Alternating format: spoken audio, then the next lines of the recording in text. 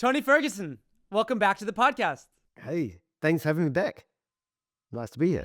I'm not sure if it's the second time, the third time you've also spoken at a bunch of our events. So either way, how many times it's been, it's always nice to see you again. Yeah, likewise. So I'll let you introduce yourself. Who's Tony Fergusson 2024? Yeah, so I'm the CISO in residence for Zscaler, and I spend most of my days talking with other CISOs and other customers, and really being that sort of trusted advisor and helping them along their zero trust journey. I want to say you taught me what zero trust is, but I feel like that'd be really rude to you because I feel like I don't really understand it yet.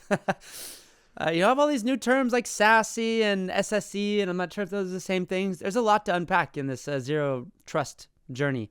Yeah, it is. And, sometimes when I look at the number of vendors out there and all these acronyms that Gartner love to create, then I'm like, no wonder we're all a little bit sometimes confused on what is zero trust, what is SASE, what is SSE. Yeah, so that's it's something I'm also spending a lot of time on. Cool. Trying to educate and make sure people understand what is zero trust. Yeah, perfect. Well, you're in the right spot, I would say. A little biased there. But hey, so we're going to get around to zero trust. I want to know, what's the lay of the land look like for that space in our point in time. You also, last time we had a chat at the ICS conference in Denmark, you actually taught me the history of zero trust, which I thought was a fun story, which I didn't know about. So I think we should, the term zero trust. So if you don't mind repeating that, that'd be awesome. Yeah. And you also touched upon something I've never really heard before. I'm not sure if it's something you made up, but it sounded really smart, and it was the concept of risk hunting. Yes. So let's start with the history of the term zero trust, and then we'll figure it out, and we'll end on risk hunting. Yeah. So look, the actual term zero trust. So you might not be aware, but John Kindervag, he was a practitioner, like I was, and worked on the very first firewalls, right? The firewall, like the PIX, Cisco firewall. And these firewalls, the way they were built and designed, they had like a trust model. So to put it very simply, when you would take this firewall out of the box and, you would plug in your RJ45 and plug it into your computer, and you would start getting on the console, right? And you would configure it. The first thing you really had to configure was, hey, this interface was outside the internet. So you would give it a name, outside, and you have another interface on the inside, which is your corporate network. You would say, hey, the name is inside. And then the next command you would actually do is you would set a trust level, yeah, also known as like a security level, so a trust level. And what you would do is you would say, hey, the inside interface, that would be 100, trusted. The outside would be 0. Don't trust anyone on, the big bad internet, right? And then if you had other interfaces, that would be somewhere between 1 and 99. So if you had a DMZ, that might be 50, right? And when you set up it in this way, the trust model on the firewall would say all traffic from 100 to 0 is allowed by default. So all traffic is allowed from the trusted network inside the network towards the internet. All traffic from the internet towards the internal network is not allowed. Right? So that's the basic rules you would have as the firewall. And I actually do remember when I started, actually, now this is going back probably around 2008 when I started. I remember looking at the firewall configuration and going, why are we allowing everything outbound from our data center?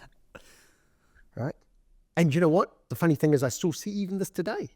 Companies that try to say, well, it's just easier for me to have an outbound rule that says allow everything out. Yeah, because everything in my data center is good, right? And you probably remember, do you remember the SolarWinds, right? The SolarWinds attack, right? That was on some infrastructure that was in the data center. For those people that had a zero trust model that said, hey, my SolarWinds server can only access these resources on the internet for updates.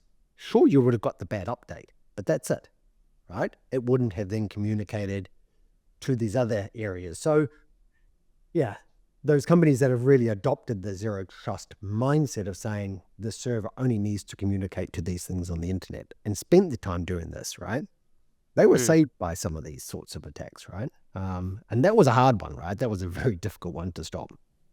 Okay, but the term zero trust comes from a Cisco PIX firewall from back in the 90s or something like that, basically. Yeah, because what he asked was, shouldn't all the interfaces be zero? Shouldn't we just configure the firewall with 0, 0, 0? That means no traffic is allowed in any direction. And then you would specifically have to put in policy, least privilege policy, to say this resource is access to this resource. So that was really the idea. And that's where the zero came from. Zero on the PIX firewall. So probably not many people know that, but it gives you a little bit of an idea of, a little bit of the history and where it actually come from. I always learn more when there's a story involved. That's why you're here, Tony. But you said in 2016 you were at MAN, right? Huge. Yeah. I don't even know what to call them. A bus company. They just make big machines company. Exactly. You said zero. Manufacturer. Yeah, that's a word for it. You said zero. ZTNA. What does that stand for again? Zero Trust Network Access. Yeah. Yes. Was that your first encounter with zero trust as an idea, or like? So I as I said, like about 5 years prior to that, I had been introduced to the idea by John Kindervag. So I sort of knew of the concept and knew of the idea. And I thought it was a great idea. And I was trying to, at least in places where I could, for example, the data center, I could apply zero trust principles on my outbound traffic from my data center. And I managed to do that, right? And that's probably one of the first sort of things that I did.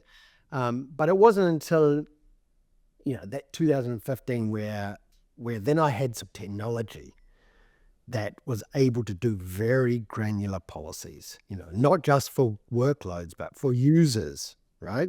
I could apply it to my users. I could apply it to contractors.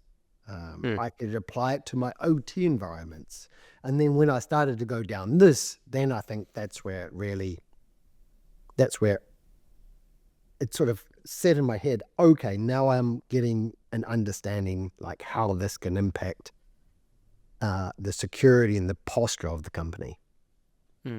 If I should just stop real quick, like why do you want to, I'm thinking of the use cases for why you want to block traffic from inside your walls outside, right? I'm thinking like call back to Cobalt Strike, or I'm thinking of stopping of data leakage. How many other use cases are there? I know it's a dumb question. I should probably know the answer to this, but so it's sort of interesting, right? Because I actually always thought I had a plan. I drew up a plan, like a 10-year roadmap of implementing zero trust, and I actually remember having zero trust completed, right?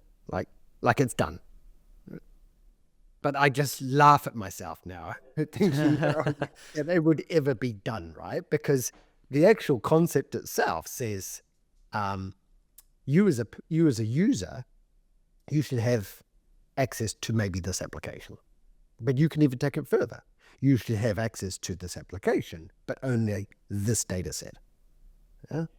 So how far do you want to go with that sort of least privilege, right? And of course, the idea is like if you only have access to some systems and some data, then if you're breached, then of course that reduces the risk of what I could leak from your company.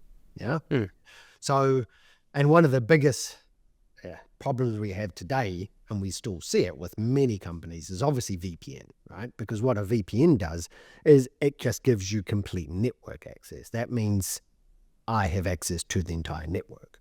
I may not use all the applications in the network, but I still have access. Yeah? And I suppose that was the fundamental change in 2015, where we switched these around the other way. So think about it. A VPN gives you access. Then I would connect to the application and say, hey, it would say, who are you? Authenticate. Who are you? And you would say who you were. But now we flipped the model and said, no. We are going to find out who you are first. We're going to say, who are you? What device are you on? I'm going to check all the things I need to check first. And then, and only then, will I connect you to where you need to go.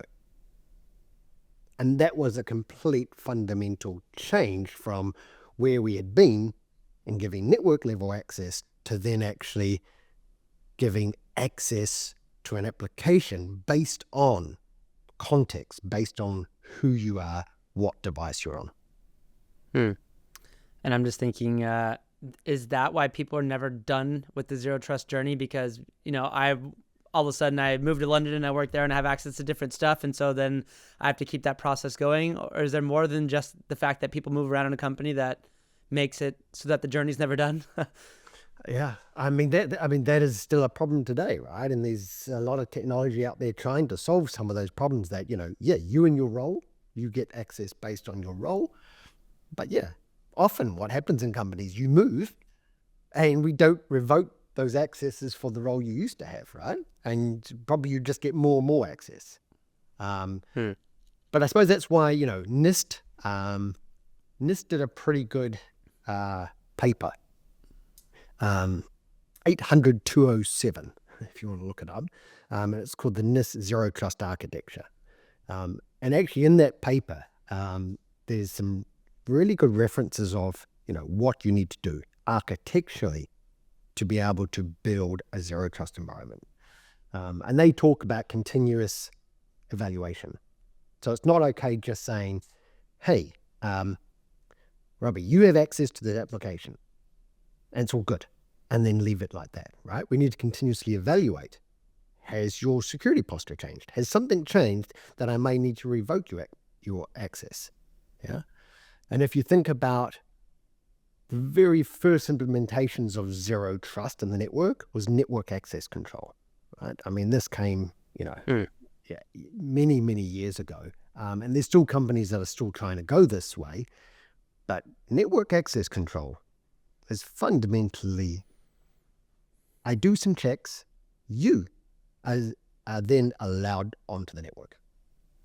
And away you go, right? We don't continuously validate who you are and validate your device and validate everything every time you connect to an application. No. We just inherently trust you, always, until you come in maybe the next day, right? So that is not, so that's why we are always continuing to improve and try to get more granular, get more context, because context matters. If you don't have good context, how do I know what policy to enforce? I'll say it like this. So if network access is getting into I don't want to use the castle because we're going away from the castle with there's no more castle and moat with zero trust. I know that, but just an analogy. Listeners can think of something else themselves, but like getting in the castle, getting to that front door is like network's access, and then getting into the room you want to go to. The further you go in, the more controls you want to have, and that's the kind of the journey that you want to do, right?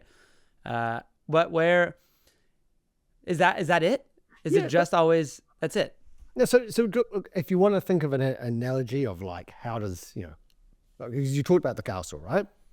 So the castle is the old way, right? You just open the door, you let everyone in the castle, and even better, VPN, what is that? Right, if you want to think about it, it's just like underground tunnels from everyone's houses, right? Yeah. I mean, everyone is allowed in the castle, right? And if you're that user's compromised and they're at home, well, guess what? They have access to everything in the castle, right? So that's a great analogy. But if you think about zero trust in this way, think about it when you come to the office, and you're going to visit somebody.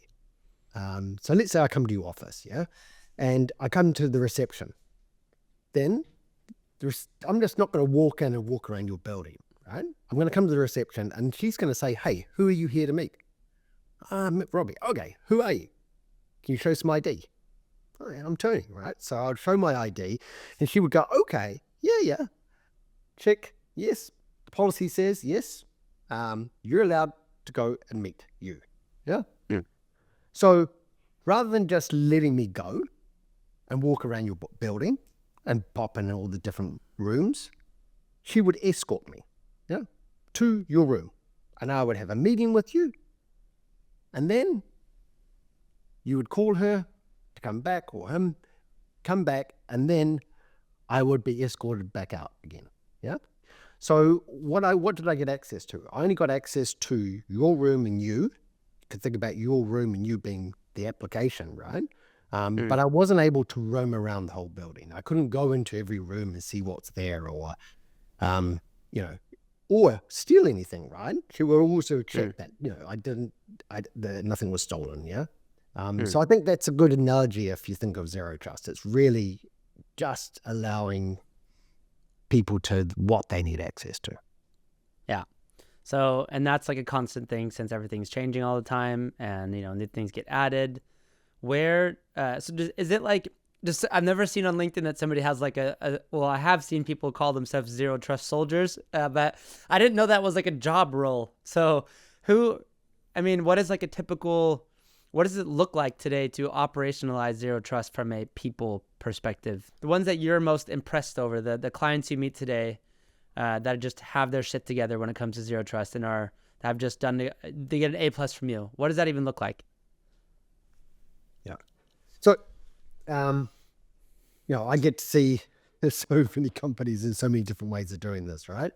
And look, the biggest problem I see is that because zero trust is not something that sits in your network department, it doesn't sit in your security department. It doesn't sit in your identity, right? It sits across all of us, right? So if you think about all the teams that need to be involved in a strategy of driving a zero trust architecture and concept, you need lots of people in your organization across from your identity teams, your network, your security teams, and they need to all work together. And often we've built companies in the past being very siloed, right? So we have the network department that's doing one thing. We have the security department trying to secure everything. The network department, they have a goal to make sure, packets are moving as fast and reliable as possible. Yeah. And then the security are trying to secure them. Yeah. And they're quite different goals. And so what we often see is that there's a misalignment with these two. Yeah. And that can really, really slow you down. Yeah. So that's one thing we see out there. The other thing that, I've talked a little bit about this before, but, zero trust is a journey. And I think that complexity is also the enemy. I think complexity is the enemy of security, right? We ended up now, many companies have, I think on average, like 50 security products. So you have a lot of complexity, and that also slows you down. Yeah, it doesn't mean they're secure. I can tell you that now. I look at the many companies that have lots of products. It doesn't mean they're secure. It means that they've invested a lot into a lot of products, but are they configured well? Do they have good policy? Often not. Right? Legacy, that's also really hard in organizations. You've got an old system or something, and you need this in the corner and no one knows how it works, and that's holding us back. And then probably the last part is the mindset. Yeah. This people don't like change. Yeah. I actually call it the popcorn theory. Yeah. So It's a new one for me. Have you made popcorn before? Like in the way in the old pot. Have you done that before? Yeah, oh wow, yeah. You put some butter in the pot, throw the little, whatever those bead things in there, and they pop eventually. Yeah. Yeah. And you notice that when you do this, right, there's always a few of the popcorn that pop first. That don't pop. Yeah. Yeah. There's also yes, I'll get to that, but there's a few that pop, right? They're like your people like me, right? I popped early and boop, I'm on this journey. I like change. Yeah. Right? And I think, 20% of the people in your organization love change, and they will lead, and they're change agents. They want to, be the person to stand up and go, we're going this direction, come along with me. And then you have the 60%. They're all the other popcorns that pop along during that time, and they will come along with you.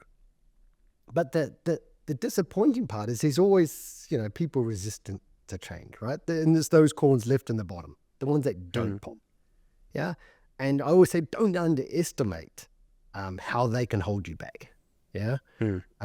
Especially if they're in certain positions, because they will, try to say, no, we've done it. We've always done it this way. We need to continue to do it this way.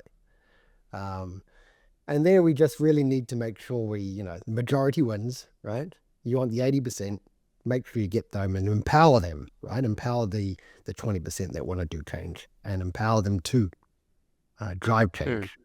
The word is inertia, right? So I guess the ones that you're never done with it because it's an ongoing thing, but a lot just don't get started because don't fix it if it's not broken, they think in their minds, and they don't want to change.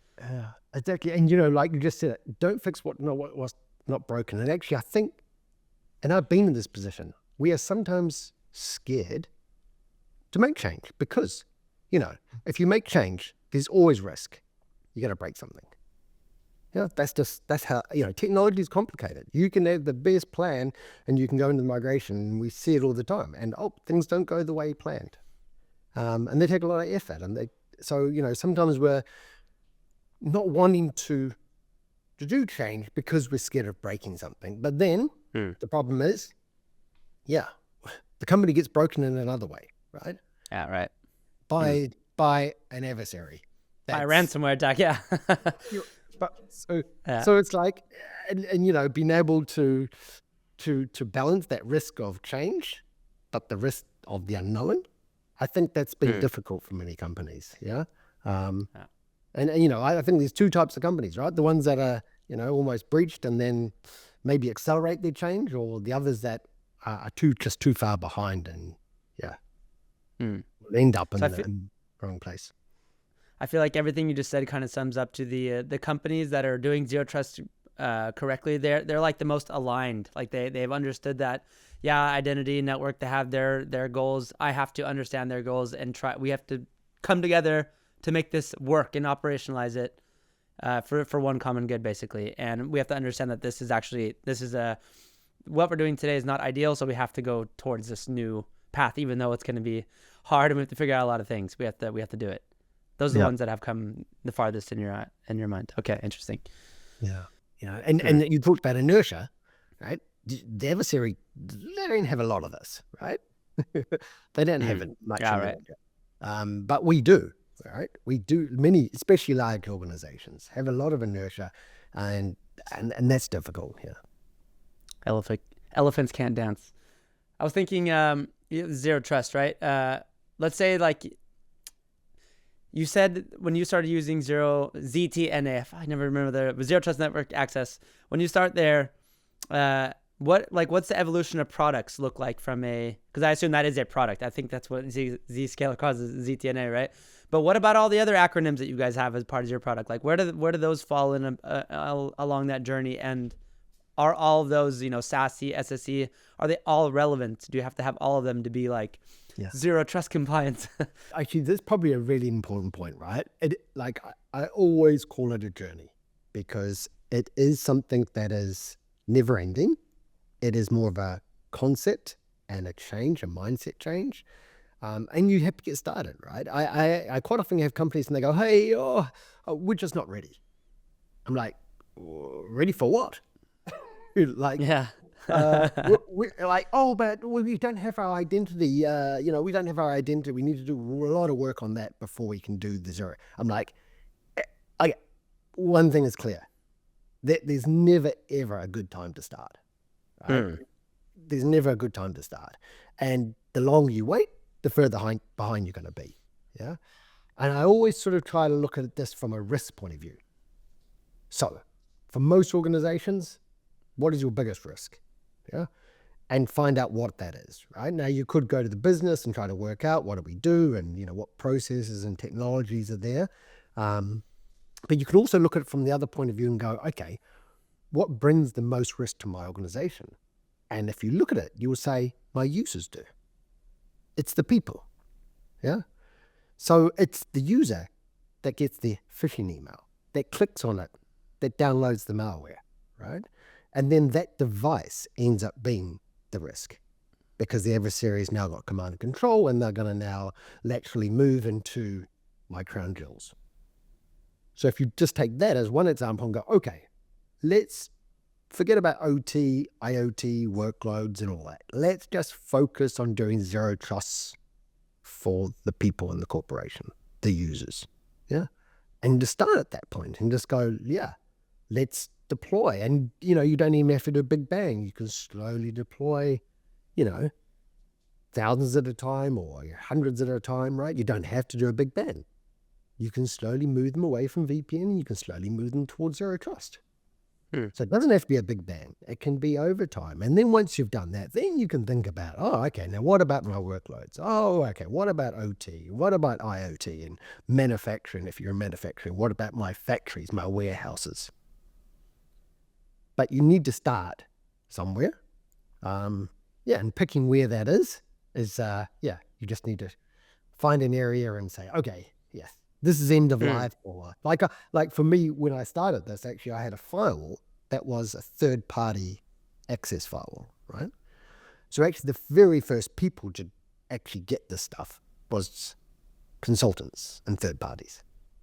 Because I had a problem, I had something that was end of life, and I was like, well, let's just, that would be a great place. I want to reduce third-party risk, So I think, just finding that area and then just putting a plan in place and, biting. You talked about the elephant, right? Don't eat the whole elephant. Just, you need to take small pieces, right? And then you'll get there in the end. Yeah. But by the way, I really liked your analogy there. Like, okay, if users, I have a device. It's that device that becomes a risk that starts, doing allows for lateral movement, blah, blah, blah. What does zero trust look like? So that was zero trust for like a user. What does zero trust look like for you said workloads, you said IoT, you said OT. Just give me a quick example for those other ones, because I really like the one that you gave for users. So I want people to remember what you're going to say now for the other ones. Yeah. So look, workloads, I suppose that's an easy one in the sense that we've always been trying to do this. So your public attack surface on your data center, whether that's cloud or on-prem, right?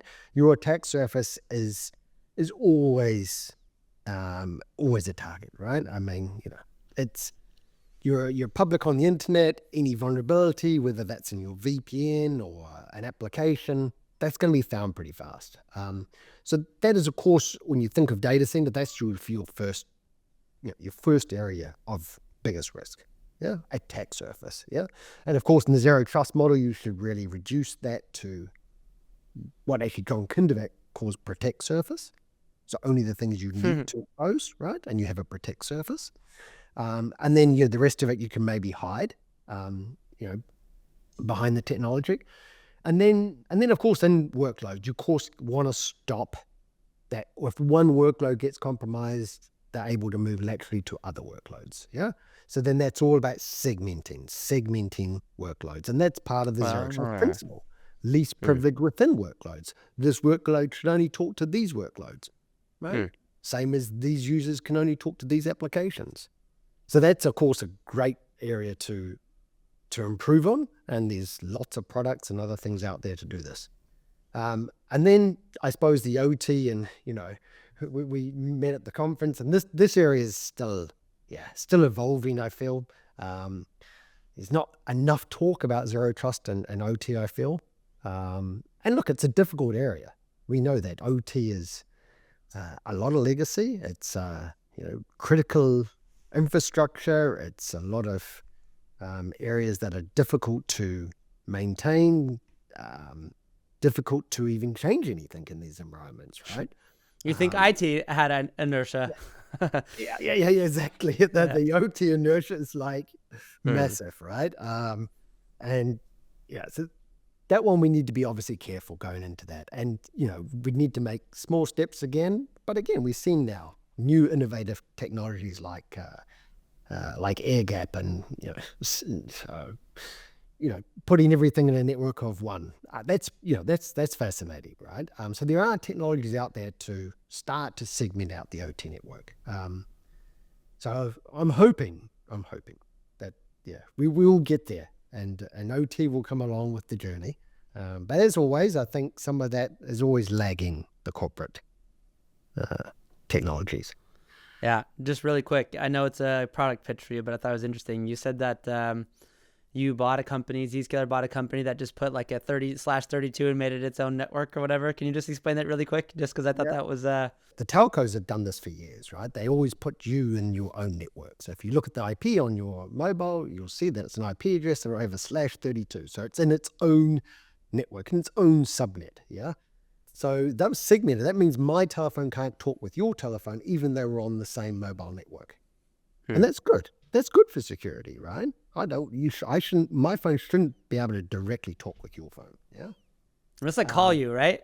Now I'm confused. Yes, that's different, right? Because when you call me, you will call Apple or whoever or your telco, and then they will call, then the call comes back, right? So there's actually an exchange, right, that you connect to the exchange, and the exchange will call you back. So call the other authentication person. Yes. Exactly. It's like our zero trust exchange, right? Like a switchboard. We especially call it like that because we are like a switchboard, connecting the right user to the right app. But yeah, if you think about this idea of just putting everything in the network of one, then you prevent lateral movement.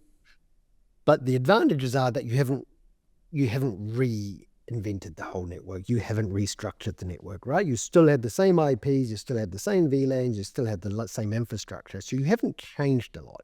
You've only changed the subnet, yeah? And then, of course, if we can become the default gateway, and that's one, obviously, migration point you need to do, then we can now see all the east-west traffic. And now we can use machine learning to tag it and make policy a zero trust policy, yeah? So a very simple approach, but I think we need simple approaches, because we're not going to make it if we just say, we're going to have to rebuild all our networks and upgrade all our switches and redesign everything while you're in the middle of manufacturing. Right? I love the conversation we're having so far. What does it have to do with risk hunting? Yeah, risk hunting. So, so this one's a bit of a team effort, actually. And a lot of my colleagues and us, we obviously get to talk to lots of customers, and we also get to talk internally with each other. And one of the things we've always sort of talked about is like, man, I went to this big customer, and we do these things called a policy review, where we actually look for areas that are maybe not configured properly, or areas of our platform they're not leveraging, right? So basically what I'm doing is trying to get our customers to leverage our platform as good as possible, right? So that corporation is protected as much as possible with what they've got. And when I go in, sometimes I see like, oh my God, the firewall rule, they've got firewall rules, but the last one is allow any. Yeah. One rule to rule them all, the last rule. Yeah, exactly. I'm like, so what are all these rules for when the default is, allow? And, I take things back and I just think, why is this? Why, these are big companies that have a lot of resources, a lot of people, a lot smarter than me.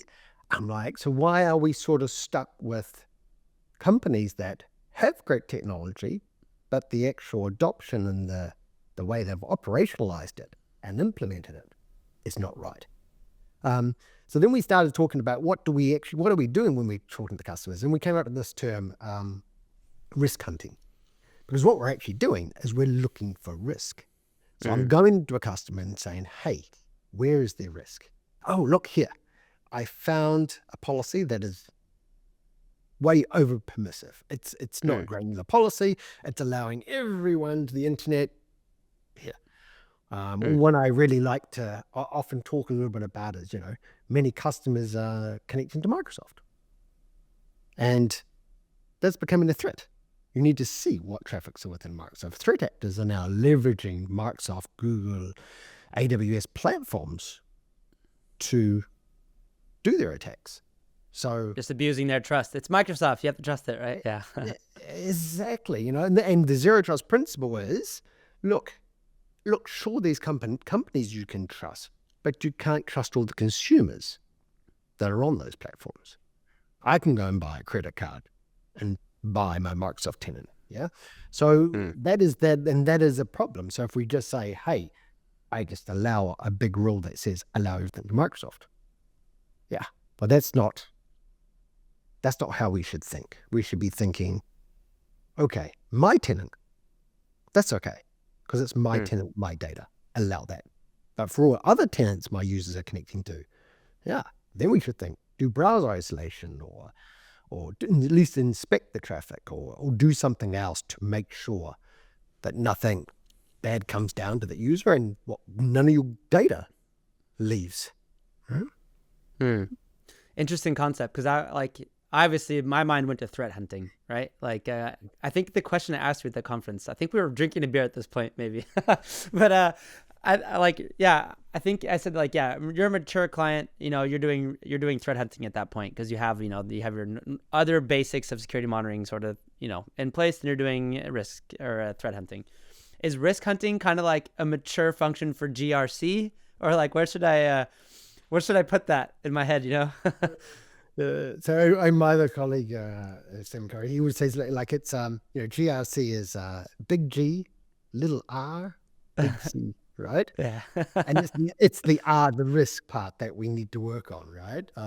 Because we often do a lot of the other two, right? We're trying to be compliant and we're trying to do all that. But then if we look at the risk part and say, how well are we actually evaluating risk and doing this part, then if you think of, I would say threat hunting is good if you're trying to find a threat actor that's already compromised a device or your systems. Yeah. For example, a nation state, they will come in, they want to stay under, they want to stay undercover, they want to sneak around, collect intellectual property. So for those, threat hunting makes perfect sense. Yeah. But for ransomware attack, these happen fast, right? I mean, CrowdStrike gave some good figures around this. I think, or was it 2 minutes or something now? Yeah. 2 minutes between the breakout time, they call it, from when you compromise for when the threat actor then actually moves.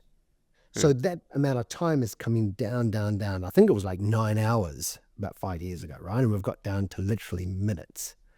So if that's coming down, then to prevent a ransomware attack, I can't react. I can't have my security operations center save the day.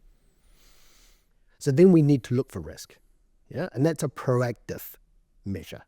It's being proactive in the way we look for risk and find risk. And if I find risk, then of course I have to mitigate it, right? Mitigate the risk before it happens. So I sort of look at threat hunting being more of a reactive type of way of doing security. And I look at risk hunting being a lot more proactive. And I really feel we can do a huge amount out there on this. We can do a lot more. And let's hope that AI and ML will also play a part in helping us find risk, right? Yeah. I just had an episode on, have you heard of the term CNAP?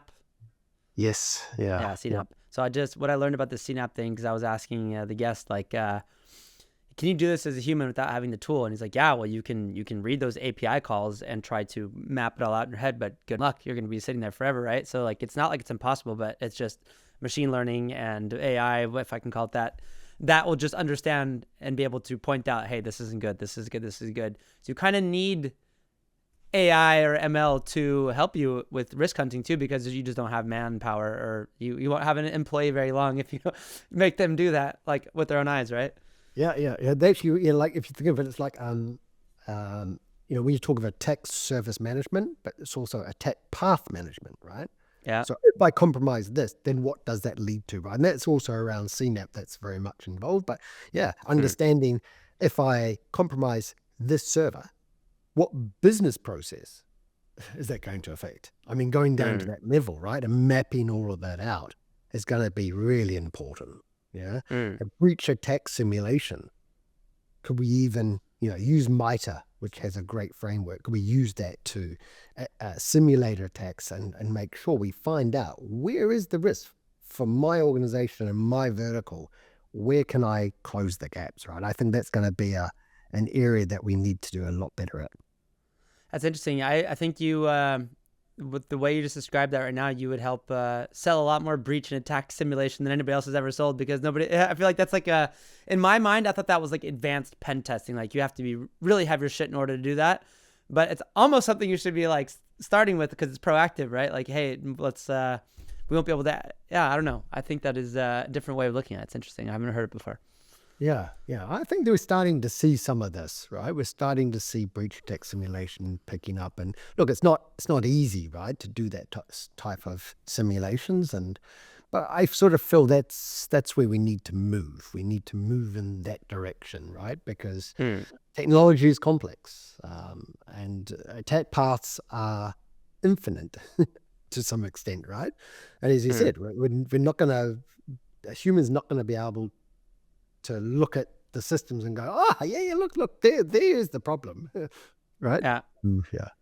Yeah, so you actually can't use humans for exactly that risk. I mean, the way that you and your colleagues are doing it. By the way, I wish every vendor would actually look at what their customer has bought and like, hey, by the way, you guys should be doing this. But in the Zscaler context, you were literally looking like, hey, here's their portfolio, what they have from us at least. We think they would get value, or this is a risk for them. So that's like the risk hunting where it came from. But for a client, the risk hunting approach is that, have I understood it correctly, that it's kind of like a combination of breach and attack simulation with, crown jewel protection, or like what do you want people to walk away with risk hunting as the I think what our idea around risk hunting is that, I wrote an article a while ago. A fool with a tool is still a fool, right? And that was my frustration, right? My frustration of, hey, sometimes we have great technology, and we often do, but often we lack to operationalize it and actually have people that understand least privilege, understand how to write policies in the right way. And that's always going to be, we lack a lot of resource in that area. That's always going to be a problem. And I think risk hunting, I would hope, would be a service or an idea of, making sure it's, call it SecOps or, AI ops, whatever you want, but to help the humans do a better job, right? In combination, if we think of AI and us creating policies together, and getting some feedback, maybe this policy could be done in this way. It's a pretty bright future when I think of that. On our side of the fence, we can start to leverage some of these technologies to make sure we're actually, are going to take the fight with the adversaries, and we're going to keep up with them, right? And one more last thing on this topic of risk hunting, how does that relate to zero trust, just to bring it full circle? So zero trust is least privilege. And we often see that as best practice. I have least privilege policies. But often risk is there. We need to find the risk and do some risk hunting to find out where are my policies? Do I have misconfigurations? Where in my policies do I have risk? How do I get that zero trust concept to be that really least privilege access, very granular, and I don't have gaps in my policies? Yeah. Because that's always hard, right? It's really hard to get to that place where you say, look, I've finished. I've got every user in every application. I've got every policy in place, and it's perfect, right? There is no perfect. So we want to just be able to get as close as possible. And I think risk hunting can help us at least get closer towards the zero trust concept. I want to let you go on that, but I can't. So is there a product for this today somewhere, or is it just an idea that you have to put different strategies / products together to accomplish that goal? We never lack products and innovation and other things. Yeah, there's certainly products out there, and certainly we have some of them, right? And we don't have all of them, right? We're not a believer in, don't come to us and say, hey, Zscaler, can I please buy zero trust? Right? I hope everyone's takeaway today is that zero trust is a mindset, and it's a concept that involves many products and many moving parts. Yeah. And don't go away and also think that you can just do zero trust with one vendor. Don't think you can go away and do it with 50 either, because that probably won't work either, because you'll end up not having the integration. But then pick pick an identity provider that you want. Pick somebody that's going to be your policy enforcement point, right? Like Zscaler. Pick somebody that's going to be on your endpoint to do another layer of protection like CrowdStrike or whatever. And then together, make sure they work together to give you that zero trust concept. Yeah. It's the best vendor neutral answer I've ever received from a vendor, Tony. I try. 10 out of 10, A+. Yeah. So do you have any closing thoughts? Anything that you're going to use your brain on moving forward? No. I'm just, look, I get up in the morning and, I talk with lots of customers, and it's also great to be on your show and get to be heard a little bit and make sure that I can, add some value out there, right? To make the world a more secure place. And if I can just help even somebody that's listening out there say, oh, actually, maybe we should start there. Maybe we should just get rid of our VPN, right? And that could prevent that ransomware or that me reading in the headlines. Then I think, okay, so yeah, my job is done, right? It's never done, but at least I'm making a slight impact, right? So yeah, so I appreciate the time. I really appreciate the time. I'm looking forward to having you on next time, Tony. Take care in the meantime. Okay, Thanks. Cheers. Ciao.